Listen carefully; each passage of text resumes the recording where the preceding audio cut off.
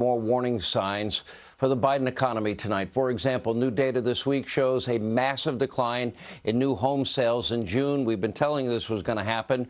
Mortgage applications last week reportedly now declined for the fourth consecutive week to the lowest levels since the year 2000. It comes as nearly half of Americans are now falling deeper into debt as hardworking, poor, middle-class families, people on fixed incomes are all suffering under rising costs. Team Biden already lowering expectations, with one advisor saying, well, at least there isn't a famine. Oh, OK, that's a high standard to compare it to. Take a look. I think that our economy is more resilient to the types of challenges that we've faced. For example, with respect to food, we're a net exporter of agricultural commodities, and obviously the high prices are hitting Americans very hard, but they're in a way that is different from some places that are facing famine, for example.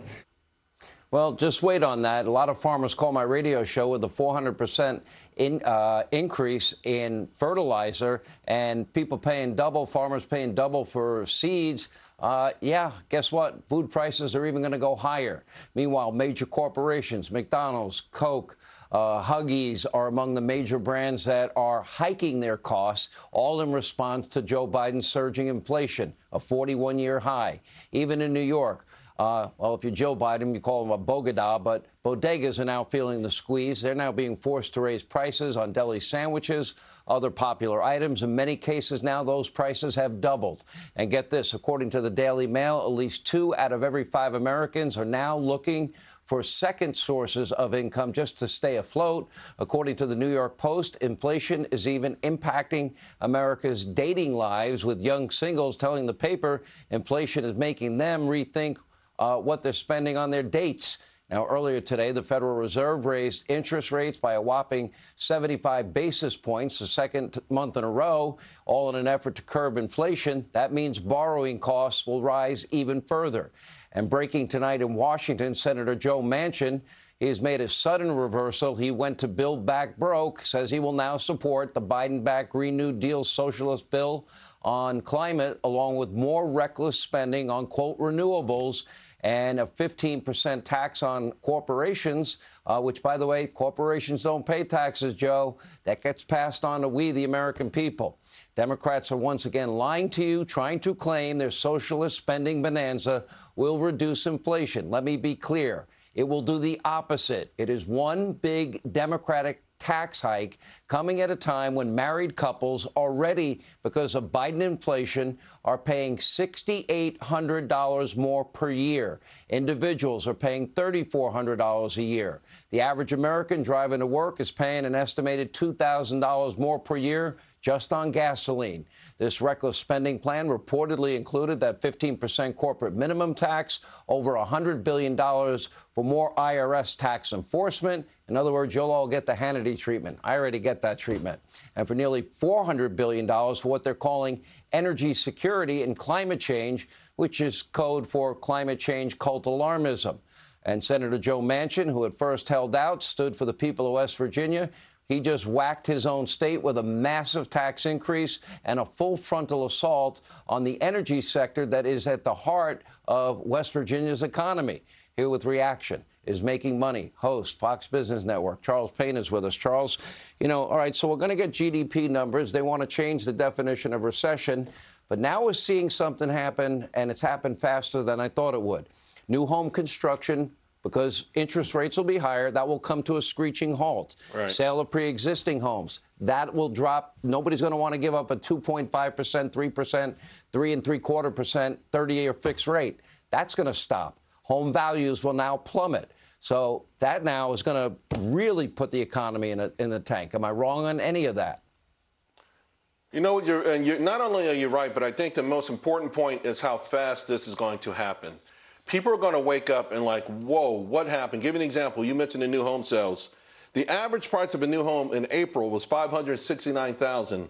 Last month, it was $456,000. In 2 months, it lost $100,000 in value. Think about that for a moment. What if you bought a new house 2 months ago and you're already $100,000 in the hole? It's just almost every single day, Sean, I'm looking at this data, and every single, it's not just that these data points are missing Wall Street consensus and coming down at these big time moves, but the lightning speed at what this is striking is frightening. It's really frightening, and still, it's going to get a whole lot worse.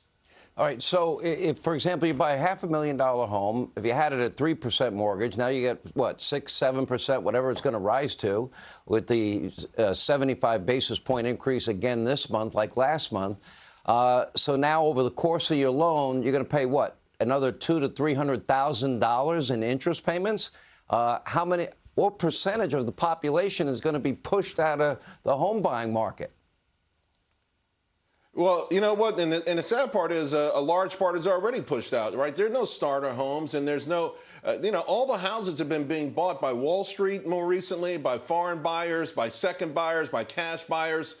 This makes it prohibitive. You talk about the American dream, it has gone completely kaput. It is absolutely nuts. In the meantime, you know what's going through the roof even faster than all of this? Rents. People are going to be, that's one of the things driving the consumer price index. Rents are on a rise like crazy, and there's nothing out there stopping them.